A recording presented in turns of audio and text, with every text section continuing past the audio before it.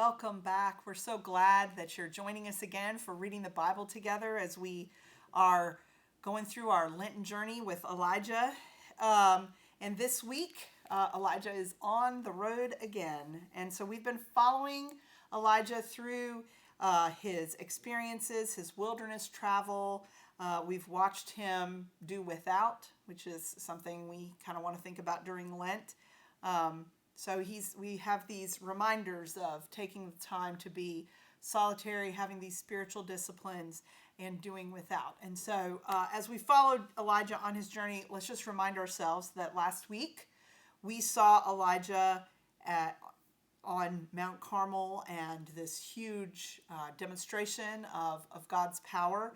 So literally last week, Elijah had a mountaintop experience, and we would kind of think that's maybe the end of the story. I mean, he's taking care of those priests of Baal, which, again, that's a little bit uncomfortable, and we'll talk about that a little bit more this week. And he's brought the people back to faith in God. And so it feels like maybe it's time for a victory lap. I mean, after all, we skipped this part of the passage, but he actually ends up running ahead of Ahab's chariot down to Jezreel ahead of the rain. So that feels like the big moment and the end of the movie. And we kind of wonder if Elijah's story really has anything else to tell us during Lent, but now he's fleeing for his life. So that's, once again, he's going to withdraw into the desert, and once again, he's going to need help from God. So let's pick up with that. Ahab told Jezebel all that Elijah had done and how he had killed all the prophets with the sword. Then Jezebel sent a messenger to Elijah, saying, So may the gods do to me, and more also, if I do not make your life like one of them by this time tomorrow. Then he was afraid. He got up and fled for his life and came to Beersheba, which belongs to Judah. He left his servant there, but he himself went on a day's journey into the wilderness and came and sat down under a solitary broom tree. He asked that he might die. It is enough now, O Lord, take away my life, for I am no better than my ancestors. Then he lay down under the broom tree and fell asleep. Suddenly an angel touched him and said to him, Get up and eat. He looked, and there at his head was a cake baked on hot stones and a jar of water.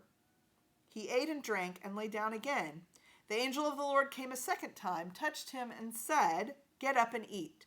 Otherwise, the journey will be too much for you.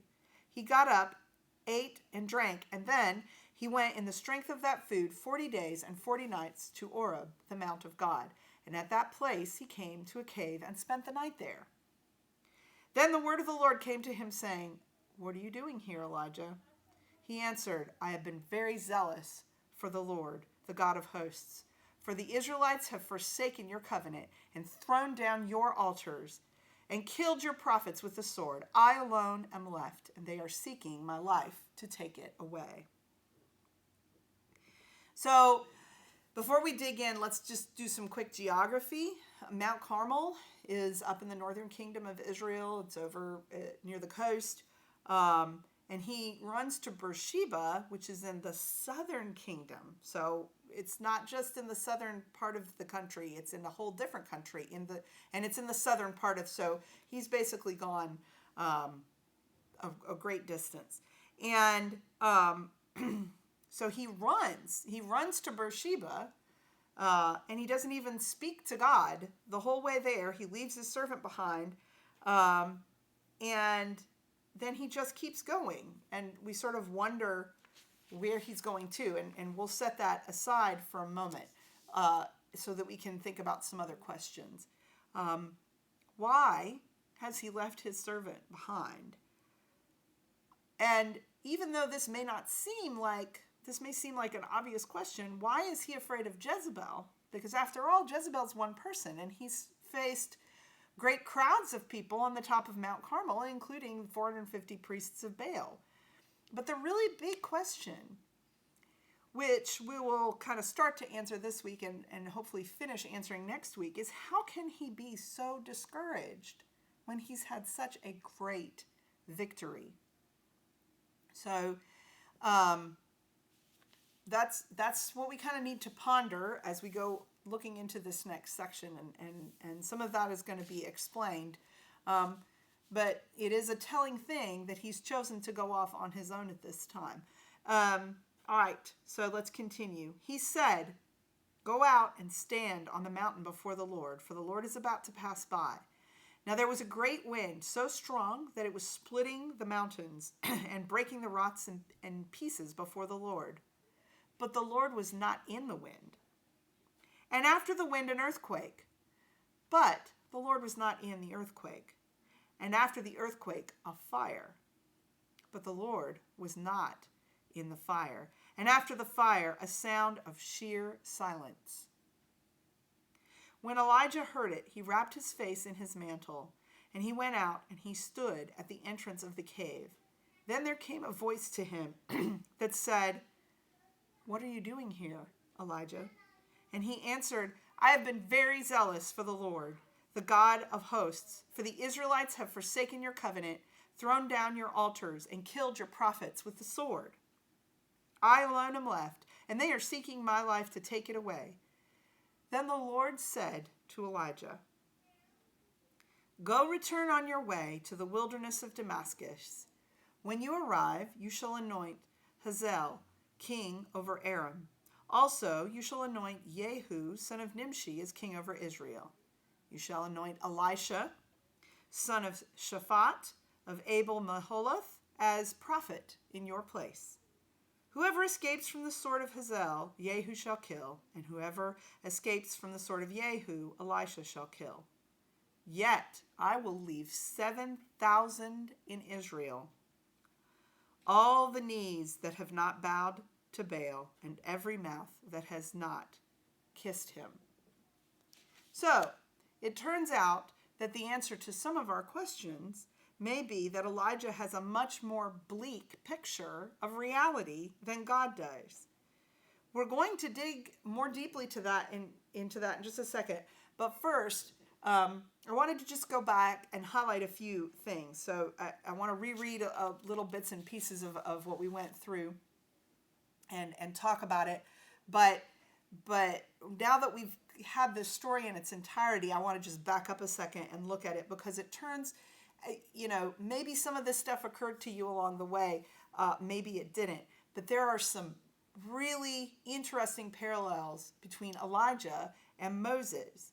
So if you'll remember, Moses' story as the leader of Israel starts when he flees Egypt because he's killed one of the slave masters. And here's Elijah fleeing because he has killed 450 prophets of Baal. And in Moses' case, Pharaoh's after him. In Elijah's case, Jezebel's after him. And then they both in the wilderness encounter either a bush in Moses' case or a broom tree. An angel appears out of nowhere. And then they both end up having this time when they kind of dialogue and debate with God. They're both provided with an assistant. Okay, God commissions Aaron to help Moses and Elisha to help Elijah. And then they're sent back to where they came from to do a task. So this is there's all kinds of reasons these are interesting parallels.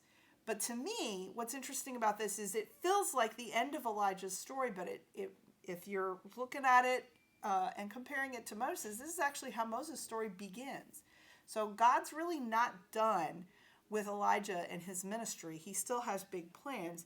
This is the beginning and not the end. And I think that's something important to remember, is that sometimes we feel like things are finished and like God's done with us, and that's just not the case. But I want to revisit, okay, starting at 11, a couple of things so that we can sort of dig into Moses' conversation, or not Moses, now I've confused myself, Elijah's conversation with God. So we're starting back at verse 11. "Go out and stand on the mountain before the Lord, for the Lord is about to pass by. Now there was a great wind, so strong that it was splitting the mountains and breaking the rocks in pieces before the Lord. But the Lord was not in the wind. And after the wind, an earthquake, but the Lord was not in the earthquake. And after the earthquake, a fire, but the Lord was not in the fire. And after the fire, a sound of sheer silence. And when Elijah heard it, he wrapped his face in the mantle and went out and stood at the entrance of the cave. And then there came a voice that said to him, "What are you doing here, Elijah?" And you'll remember that's the same thing that God says to him when he first goes into the cave. He's sitting in the cave, and God says to Elijah, "What are you doing here, Elijah?" And so when we're in distress and we really need God, it's important to know where to find God, right? And Elijah has run to this mountain, the same mountain where Moses found had the 10 Commandments given to him. And I don't know that means we need to run to a specific place, but Elijah obviously found some comfort in that. But here's the thing about this passage that's very interesting to me. Lots of people will say, okay, he found God in the silence, or in some translations it's called the still small voice. And I really love that illustration, and that's beautiful.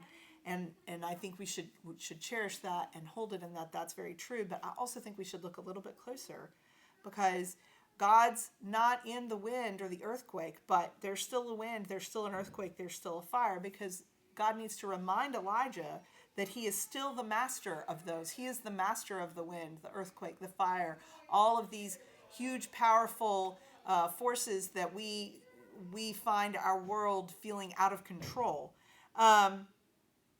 But here's the other thing that I really think is interesting. He says, "What are you doing here, Elijah?" He doesn't say, "What are you doing there?" So where is God when we need him? He's right in the cave that we're hiding in. He's right there in the wilderness that we've run off to with us. That's where God can be found when we need him. And then continuing on, he answered, "I've been very zealous for the Lord." Elijah's feeling very sorry for himself. Although, to be honest, I think I probably would be too.